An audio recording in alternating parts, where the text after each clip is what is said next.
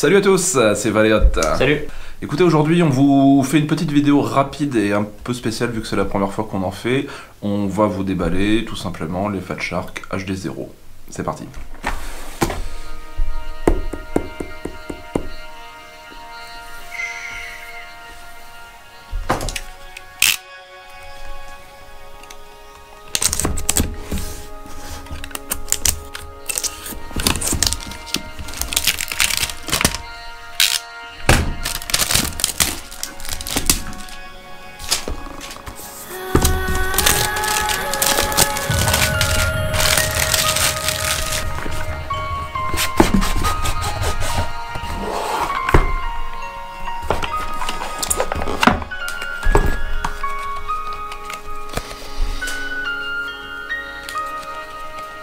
Donc lunettes à 550 €, 549 €, pardon.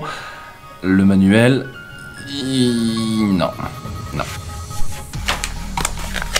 Par contre, on a des autocollants. Ça c'est bien. Ça c'est cool les autocollants. Moi j'aime bien. Ça je pourrais en mettre sur ma voiture, ce sera non. Bah c'est tout hein. Alors, passons au vif du sujet.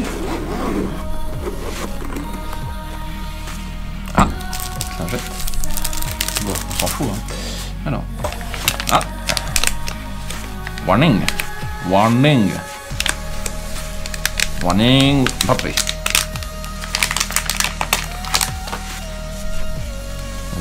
Bon, de toute façon on l'utilisera pas hein. Faut faire ses camionnettes hein.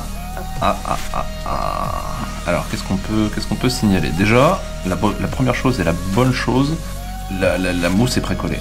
La mousse est précollée parce que sur les HD3, je me souviens très bien, tu ouvres tes HD3 et il faut que tu colles la petite mousse, enfin le petit pad en fait qui permet à la mousse de s'étaper dessus. Et quand c'est la première fois que tu le fais, systématiquement, qu'est-ce qui se passe? Tu foires. Bah forcément. Voilà. Ok. Bon, on va revenir en plein écran. Donc les Fat Shark HD0, écoutez, c'est simple.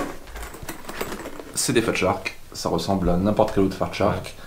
On connaît. Vous serez pas surpris en les ouvrant. Qu'est-ce qu'on peut dire sur les Fat Shark HD0? On va pas vous faire un long récapitulatif technique. On va vous dire surtout ce qui change par rapport au HD3.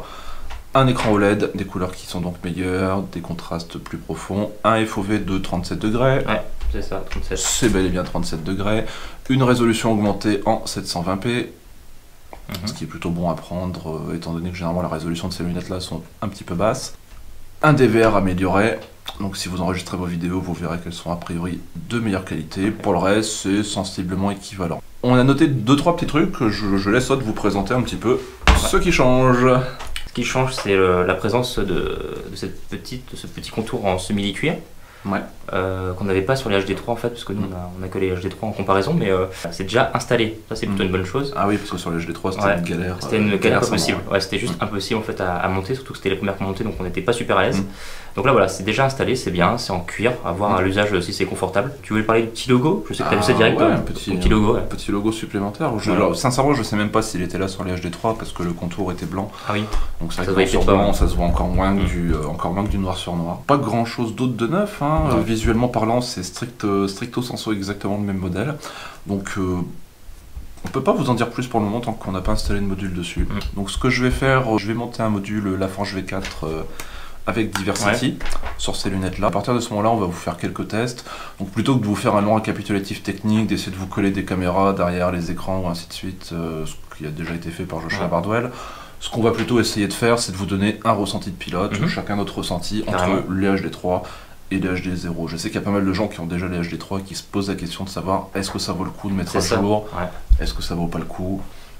Voilà, on ne peut que vous donner un ressenti qui sera personnel à chacun. Tout à fait, mais il y aura deux avis. Voilà, mais vous aurez deux avis, ce qui est plutôt pas mal. Nous, ce qu'on n'aimait pas trop sur les HD3, c'est qu'on trouvait peut-être que le FOV était un peu trop important, avec le fameux symptôme des bords un peu flous, qui empêche une bonne visibilité au niveau des bords, donc généralement des informations de l'OSD qu'on va caler sur les bords. Donc voilà, on espère que la lisibilité sera quand même meilleure que sur nos HD3.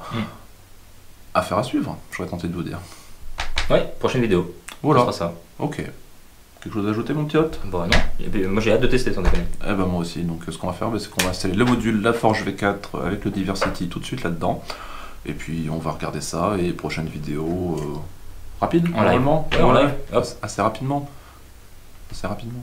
Ouais, bah oui. Allez, à très bientôt. Ciao.